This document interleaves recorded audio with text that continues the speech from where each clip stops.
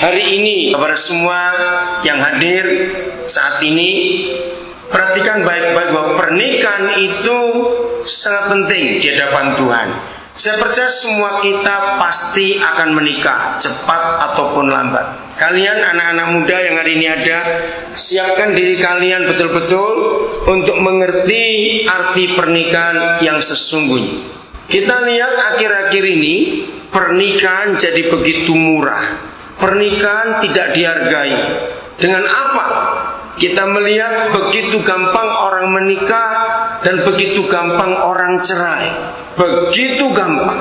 Kenapa tahun-tahun yang dulu orang menikah itu awet-awet?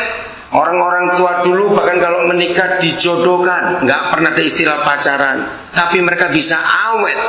Sekarang ini pacaran sekian lama, begitu menikah nggak lama, ribut lalu cerai. Kalau kita dengar acara gosip di TV, hampir semua acara gosip itu pasti bicara soal perceraian. Dengan suguhan-suguhan itu, dengan tontonan-tontonan itu, akhirnya orang makin tidak menghormati pernikahan.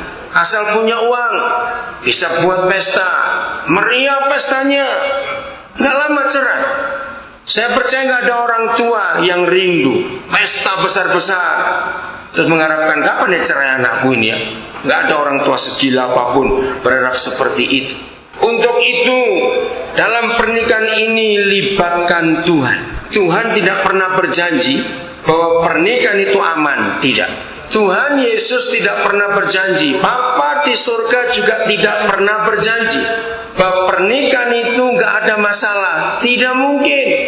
Bahkan Alkitab kita, kitab suci kita menyatakan kalau ada orang menikah lalu mereka ingin aman, rumah tangganya biar harmonis, nggak pernah cekcok, nggak pernah ribut, maka Alkitab berkata kawinlah dengan mayat, itu baru aman.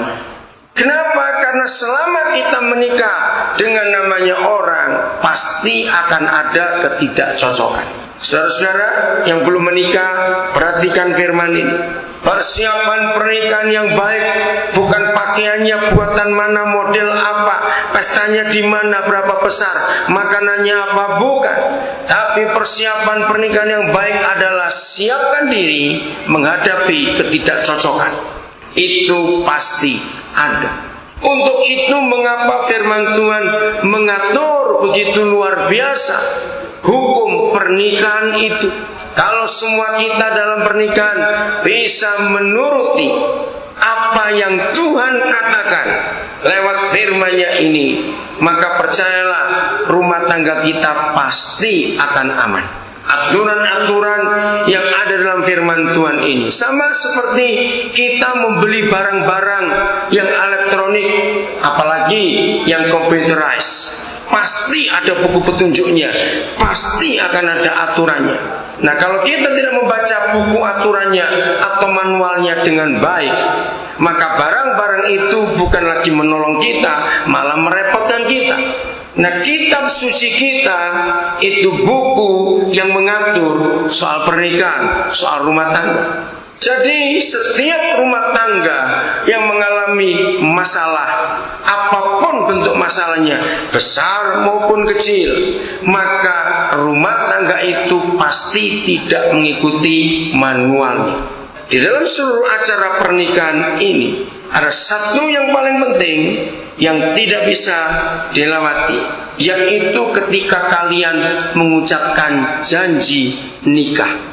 Saya baca ayat itu lebih dulu dalam Maleakhi pasal 2 ayat yang ke-14.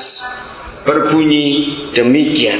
Dan kamu bertanya, oleh karena apa Yahweh tidak menerima persembahan kami? Yahweh menjawab, oleh sebab Yahweh telah menjadi saksi antara engkau dan istri masa mudamu yang kepadanya engkau telah tidak setia, padahal dialah teman sekutumu dan istri seperjanjianmu. Saudara, Tuhan kita berjanji untuk hadir memberkati. Dia berjanji aku hadir menyertai. Dia berjanji aku hadir menyembuhkan. banyak janji dia datang hadir untuk kita. Tapi satu kali saja dalam hidup kita sampai kita mati nanti, dia hadir menjadi saksi. Itu waktu kita menikah. Yang lain dia hadir untuk memberkati, menolong, menyembuhkan semuanya. Tapi satu kali saja dia hadir untuk menjadi saksi. Lalu mengapa Tuhan tidak pernah berjanji rumah tangga itu akan aman? Lalu kalau ada apa-apa bagaimana? Jawabannya gampang. Di dalam psikologi itu dikatakan, dua orang atau lebih bersahabat tidak akan saling mengenal kalau mereka tidak pernah gesekan, nggak pernah terjadi salah paham, nggak pernah terjadi benturan dan kejengkelan. Tidak mungkin mereka dua bisa saling kenal. Itu sebabnya di dalam setiap pernikahan, kalau ada ketidakcocokan, itu bukan untuk dilanjutkan, tapi untuk disadari, oh ini suamiku, ternyata dia tidak mau kalau aku begini, maka itu tadi dia marah. Jadi kembali kepada diri sendiri. Begitu pula suami. Ketika melihat kelakuan istri kok seperti itu, maka suami tidak boleh memperkarakan lebih jauh, tidak boleh meneruskannya diperpanjang. Justru berkata, Tuhan terima kasih, aku kenal sekarang siapa istriku. Orang-orang muda dengarkan ini. Apa saja di dalam pernikahan akan berhenti. Kalau sudah tua pasti berhenti. Betul tidak? Sudah tua nggak mungkin akan kerja terus cari uang, itu tidak mungkin. Membangun rumah juga tidak mungkin kalau sudah tua akan bangun rumah terus. Apa saja, bahkan masalah seks, kalau sudah tua pun akan berhenti. Tapi dengar saudara, ada satu saja yang sisa di dalam pernikahan dan akan berlanjut sampai salah satu atau dua-duanya meninggal, yaitu saling mengenal. Ingat ini baik-baik. Anak-anak muda, kalian belum pernah mengalami ini, kalian harus siapkan itu. Satu-satunya hal yang berlanjut terus pada pernikahan adalah saling mengenal. Terus saling mengenal, tidak boleh berhenti. Maka itu kalau terjadi apa-apa harus disadari, ini istriku, ini suamiku, aku baru tahu sekarang. Dan itu berlangsung seumur hidup pernikahan. Luar biasa Tuhan kita. Jaga baik-baik. Saudara-saudara yang berbahagia, selama saya jadi hamba Tuhan, sudah puluhan kali saya menghadiri bahkan suruh khotbah di pernikahan emas 50 tahun menikah. Menyenangkan melihat pernikahan yang panjang umur itu. Adik-adik, anak-anak dengarkan, 50 tahun kawin itu puluhan kali. Saya hadir 60 tahun pernikahan itu 6 kali. Saya hadir di 70 tahun pernikahan itu 1 kali. Akhir Oktober 2006 itu hari bersejarah buat kami. Kami diundang hadir ke pernikahan yang ke-80 tahun. Wah, itu luar biasa. Pengantin laki umur 117, pengantin perempuan umur 90. Sudah mereka di kursi roda. Yang merayakan bukan anak menantu sudah meninggal semua, yang merayakan cucu dan cicitnya. Tapi mereka dua masih bisa cerita. Bahkan si oma bisa guyon.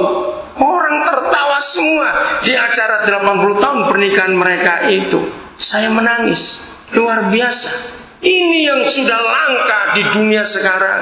Kasihan anak-anak lihat papa mamanya kawin cerai, kayak kucing saja, ganti-ganti terus. Jadi apa itu anak-anak nggak punya contoh yang baik. Maka itu berbahagialah semua orang yang punya cita-cita menikah itu langgeng.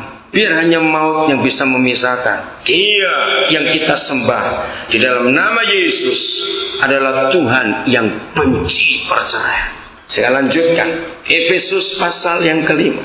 Ditulis jelas, judul pasal 5 ayat 22. Kasih Kristus adalah dasar hidup suami istri. Saudara-saudara, walaupun sampai hari ini saya belum pernah mendapat jawabannya, mengapa dalam bahasa Indonesia kata keluarga, pernikahan disebut rumah tangga dan berumah tangga. Sampai hari ini saya belum pernah ketemu jawabannya. Saya sudah titip kepada banyak orang, tolong saya, apa dan siapa yang menemukan kata rumah tangga dalam bahasa Indonesia ini? Karena saya coba otak-atik sampai hari ini, rumah tangga